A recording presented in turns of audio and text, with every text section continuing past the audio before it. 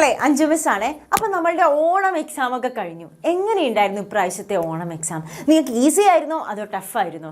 ഒന്ന് കമൻറ്റ് ചെയ്യണേ. ഈസി ആണെങ്കിൽ ഈസി ആയിരുന്നു, ടഫ് ആണെങ്കിൽ ടഫായിരുന്നു എന്ന്. അതുകൂടാതെ ഏത് സബ്ജക്റ്റ് ആയിരുന്നു ഈസി ആയിരുന്നത്, ഏത് സബ്ജക്റ്റ് ആയിരുന്നു ടഫ് ആയിരുന്നതെന്നും കൂടെ ഒന്ന് കമൻറ്റ് ചെയ്യണേ.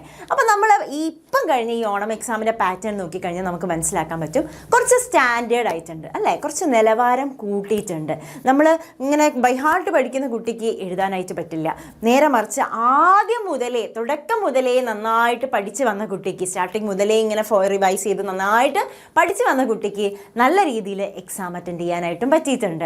നമ്മളിപ്പം കുറേ മക്കളിപ്പം നമുക്ക് ഇൻസ്റ്റയിൽ മെസ്സേജ് അയക്കുന്നുണ്ട്, കുറേ പേർക്ക് നന്നായിട്ട് പഠിക്കാൻ പറ്റി, നന്നായിട്ട് എഴുതാൻ പറ്റി, തുടക്കം മുതലേ പഠിച്ചതുകൊണ്ട് നല്ല രീതിയിൽ എഴുതാൻ പറ്റിയെന്ന് കമൻറ്റ് ചെയ്യുന്നുണ്ട്, മെസ്സേജൊക്കെ അയക്കുന്നുണ്ട്. ചിലരെന്നാൽ കുറച്ച് പ്രയാസമായിരുന്നു എന്നും മെസ്സേജ് അയക്കുന്നുണ്ട്. അവർ വിഷമിക്കേണ്ട, ഇനിയിപ്പം നമുക്ക് പാറ്റേണൊക്കെ മനസ്സിലായല്ലോ, അപ്പോൾ മക്കൾ ആ രീതിയിൽ മുന്നോട്ടേക്ക് പഠിച്ചാൽ മതി. അപ്പം നമ്മൾ എന്ത് ചെയ്യണം? ഇപ്പം ഇപ്പം ബേസിക് സയൻസ് എടുക്കുകയാണെങ്കിൽ ഇപ്പോൾ ഒരു കോൺസെപ്റ്റ് നമുക്കറിയാം, പക്ഷേ അത് അവർക്ക് എക്സാമിൽ എഴുതാൻ പറ്റുന്നില്ല. അതായത് ഡയറക്റ്റ് ആയിട്ടല്ല ചോദിച്ചിരിക്കുന്നത്, അതിന് അപ്ലിക്കേഷൻ ലെവലിലൊക്കെയാണ് ക്വസ്റ്റ്യൻ വന്നിരിക്കുന്നത്. അപ്പോൾ അത് എഴുതി ഫലിപ്പിക്കാൻ പലർക്കും പറ്റുന്നില്ല. കാര്യം അറിയാം, പക്ഷേ അത് എഴുതി ഫലിപ്പിക്കാനുള്ള ഒരു പ്രയാസം പലരും നേരിടുന്നുണ്ട്. അപ്പോൾ അതൊക്കെ നമുക്ക് ക്ലിയർ ചെയ്യണം. അടുത്ത എക്സാമിനേക്ക് നമുക്കതൊക്കെ ക്ലിയർ ചെയ്ത് അടിപൊളിയായിട്ട് പോകണം. അപ്പോൾ ഇനിയിപ്പം എക്സാം കഴിഞ്ഞ് അത് ബുദ്ധിമുട്ടായവരയ്യോ ഇനി അതോർത്ത് വിഷമിക്കേണ്ട.